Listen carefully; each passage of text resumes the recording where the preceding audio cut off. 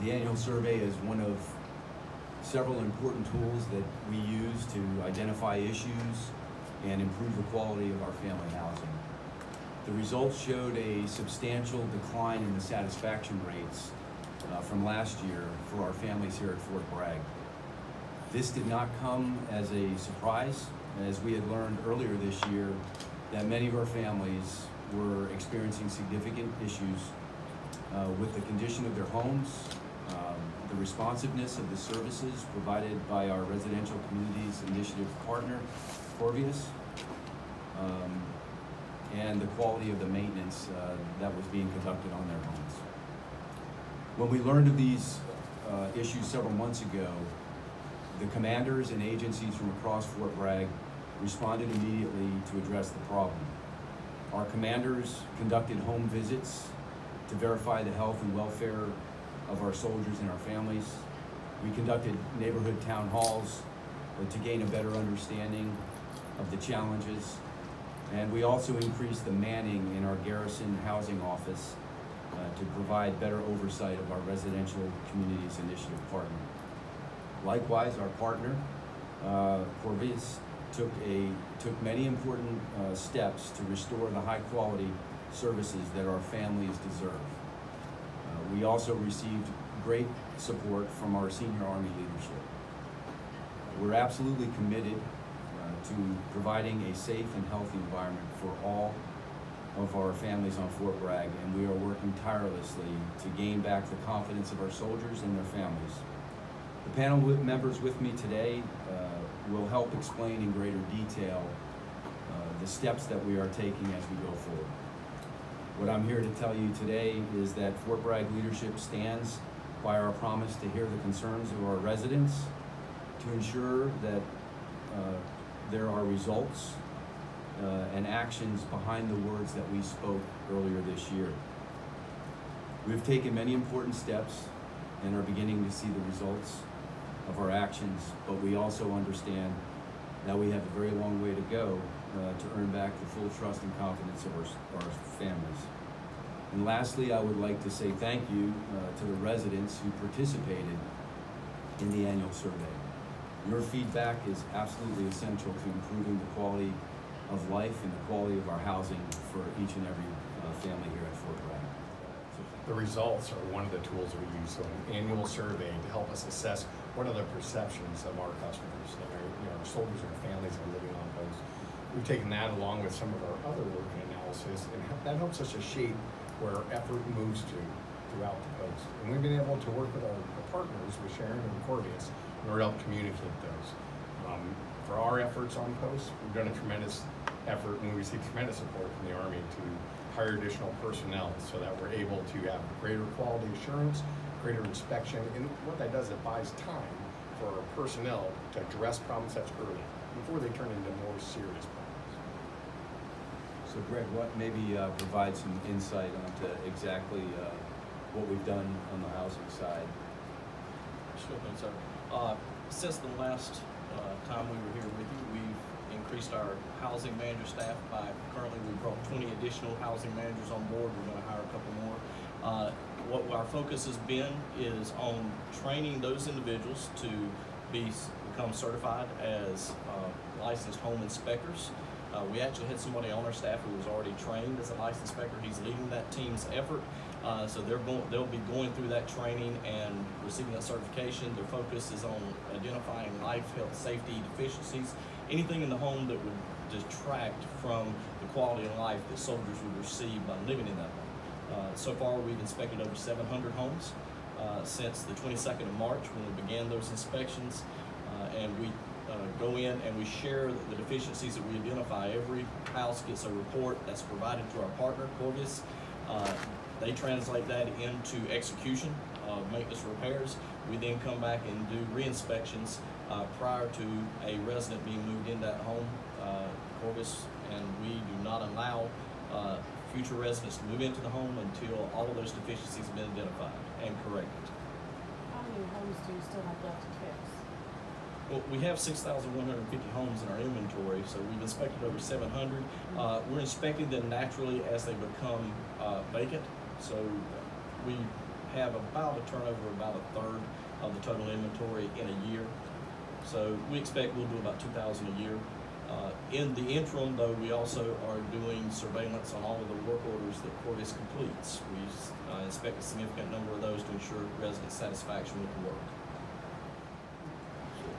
If a home is going to take longer than it should, or is really going to inconvenience a family, then we would actually offer to move them to a different home on the installation, or if they prefer, move off post into a different home, and we would move them.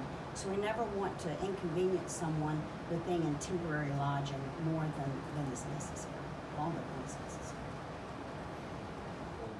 This is probably a compounding of many decisions over several years. Certainly there's a resource aspect to it, and I think our senior leaders in the Army have spoken about this. We made reductions in the size of the garrison staff that specifically performs this function of oversight. I think also it would be useful to hear from Sharon that there were some decisions made on the partner side that also impacted the responsiveness and again, staffing and manning decisions. I think the other piece of this is really what happened on the command side over the years as well. So we privatized housing and we started changing some behaviors. And now we look back at it and we see where we are, and we realize that our soldiers and their families were going directly to our partner to resolve their issues, and sometimes not really involving or asking for assistance from their families or from their chain of command. And that's really not what we want to happen. We want the chain of command intimately involved with their families. It's part of readiness. It's an important component. So I do think there was some change in behavior, and that was one of the things that we addressed most rapidly because we have the ability to do so just by using the chain of command. And I've seen a significant increase in the soldiers now orienting on their chain of command when they can't resolve an issue, and that's what we need to have happen. I'd like to hear some of the other panelists Sure. give a response to that. Well, we made mistakes, and these mistakes definitely had a negative impact on our residents. I think probably the most significant mistake was a reorganization that occurred in late 2017. And as a result of this, we had less staff at Fort Bragg. We closed some offices. We actually closed some amenities. We have already made moves to change that. We added 52 positions to our staffing, so we're getting the levels back up. We did that in February. We have reopened all of the community offices that were previously closed, and the amenities as well. So we're on the right path. We know we have a ways to go, but we're committed to getting there with our partners. Been issues with hot water heaters that were not properly maintained, other mechanical systems, ensuring that life health safety systems such as fire protection, smoke detectors, fire extinguishers are kept up to date, changed out properly on a timely basis. Also looking for any structural issue that we may find. We have found some systemic issues in some particular types of the homes with regard to construction that we've worked with Corvus, and they are in the process of correcting all of those. And those are homes that we have taken offline for a period of time until that work can be done. It's on a temporary basis that we'll come offline Correct. when we make repairs. None of the problems we have found or deficiencies we have found are such that can't be repaired. These are all, I won't say easily fixable problems, but they are solutions that can be put in place to restore the home back to an occupancy status. There's 6,150 homes, and as individuals transit out of those homes, we do the complete North Carolina state inspection. We really have to have the house empty in order to do that level of detailed analysis. Prior to that, we ask residents to communicate any of their faults, and then as faults are identified, Cordia sends their team out to identify the fault, inspect it, conduct the repairs, and then re-inspect, and we follow up on a number of those, a significant number of those, for visual and technical inspections to ensure quality. We did the health and welfare inspections of all those homes, you know, with the chain of command, back when the issue came about. But this inspection process is part of the normal turnover of any rental property, you know, so, or there's an emergent work order. So, you know, every one of our residents at one time or another has had to submit a work order for somebody to come out and address a specific issue that's going on. So, we'll get to every home just by virtue of the system, but that will be as a process of the turnover to homes. And then the other things we're doing is really about responding to an emergent need for some sort of repair or fix. We're never comfortable at Fort Bragg unless we're at the top of the heap. And so, and this is an important installation for our defense team. I think we've taken many of those first steps. Sharon just talked about rehiring and reopening those community centers, which really, you know, in my experience here over multiple tours, and being a resident here multiple times in the last several years, those community centers are so essential to the responsiveness and the customer satisfaction, because there's a face, there's somebody that's responding to your requirement, your need, whatever your issue is.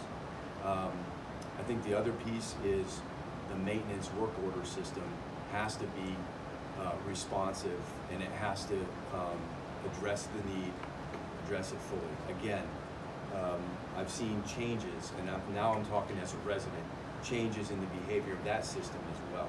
And Sharon could probably talk in much greater detail about how they've made those adjustments back, because I've seen different, I've experienced different level of service myself over multiple tours as a resident. So I think those things have been done. I think the other piece was re-energizing our leadership, that this is a command responsibility. We've done that. We have to sustain that. So all these things that we did back in February, March, and the town halls, so that we're open ears, I think those are the things where, you know, when we start demonstrating to our soldiers and their families that they will voice an issue, we take it on board, and then they start seeing the immediate results. That's when we'll get it back. I am very hopeful that we're going to see a very substantial turnaround on next year's survey. I mean, that's my full expectation based on the level of activity that I'm seeing and the focus of that activity. But I'll let Sharon describe, you know, kind of what they've done to regain the confidence. Well, we've become more engaged, for one thing. We've done that by opening the offices and having a face there, so someone can go and get the customer service that they deserve. We have to stay engaged, and we'll do this through communication. To be honest, we were not communicating with our residents like we should. An example of how we're doing that is we're starting back with a monthly electronic newsletter. It just tells you what's going on in the community. What changes is Corvius implementing? How will these changes impact you? We're discussing maintenance. We did make some significant changes there. What we've done is I've assigned maintenance technicians to a specific neighborhood. So they get to know the homes in that neighborhood, what the recurring issues perhaps are with that home type. They get to know the residents, and the residents get to know them.